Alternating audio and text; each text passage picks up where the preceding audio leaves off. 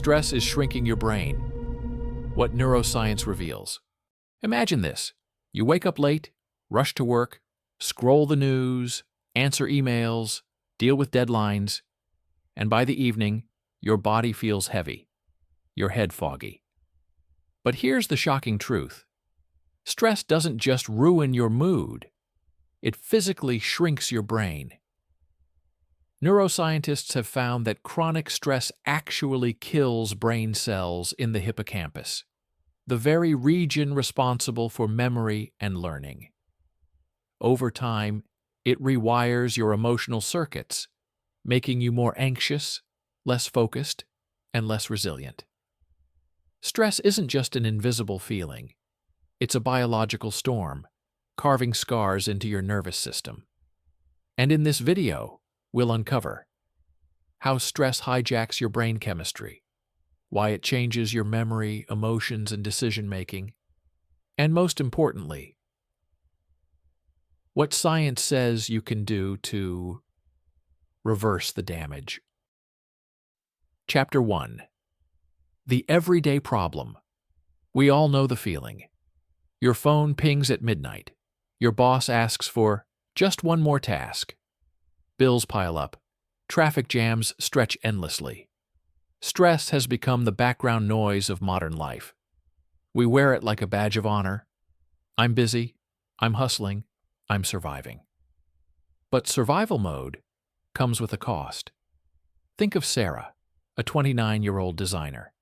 She loves her job, but the constant pressure of deadlines and client demands keeps her in fight-or-flight mode. She notices she's forgetting details, snapping at friends, lying awake at night. At first, she blames herself.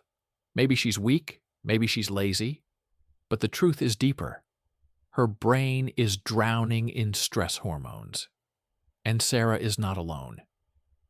Studies show that more than 70% of adults report daily stress.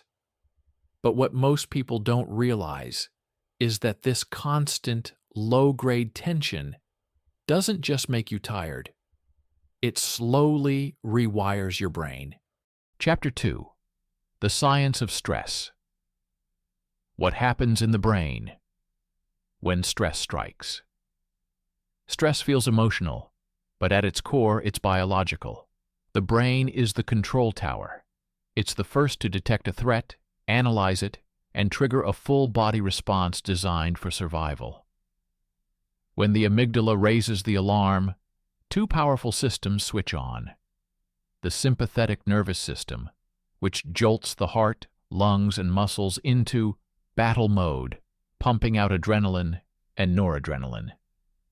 The HPA axis, hypothalamus, pituitary, and adrenal glands, which flood the bloodstream with cortisol, the main stress hormone. Cortisol spikes blood sugar, sharpens focus, and dampens secondary processes, like digestion or immunity. In short, for a brief time, you become a faster, stronger version of yourself.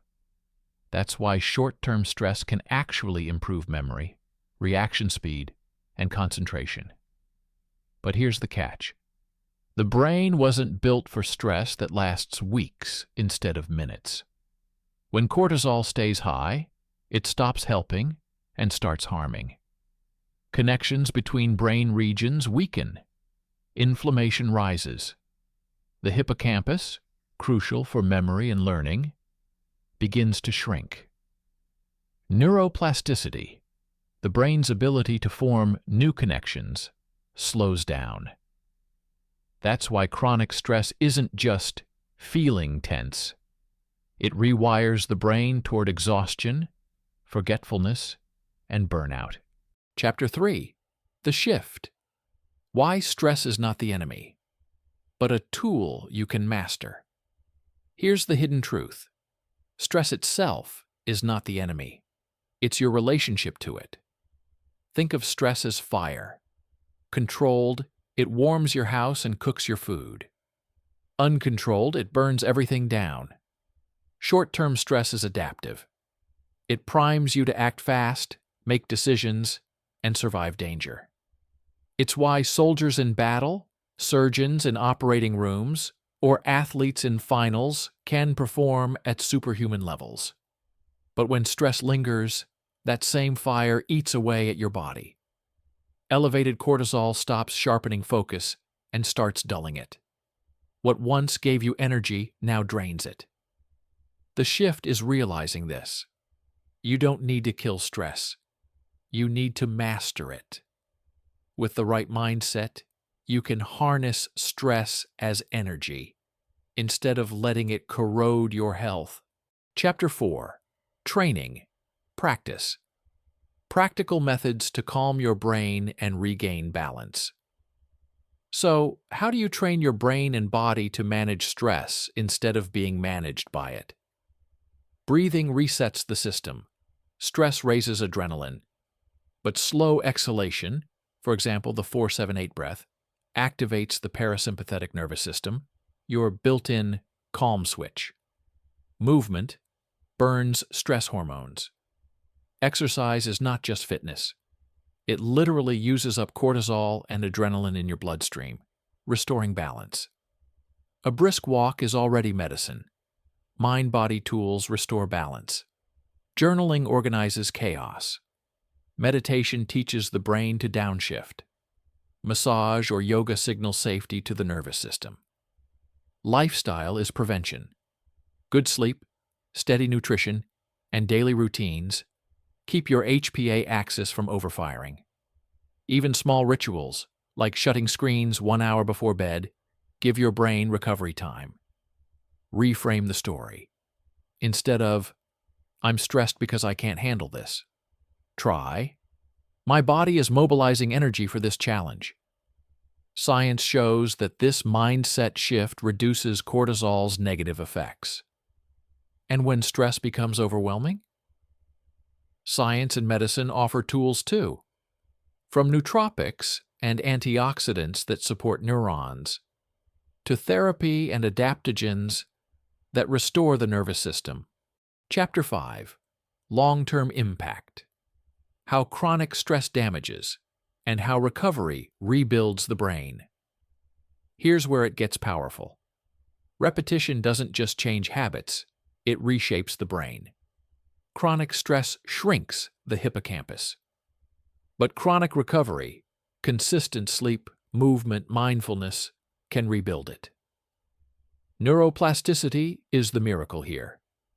Every walk, every breathing cycle, every journaling session is like laying bricks of resilience.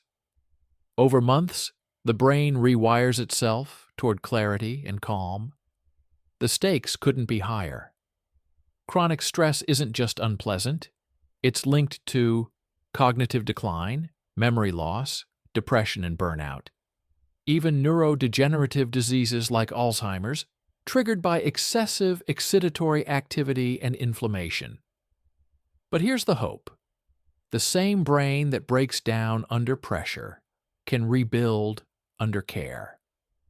Imagine yourself 6 months from now. Instead of lying awake replaying worries, you fall asleep easily.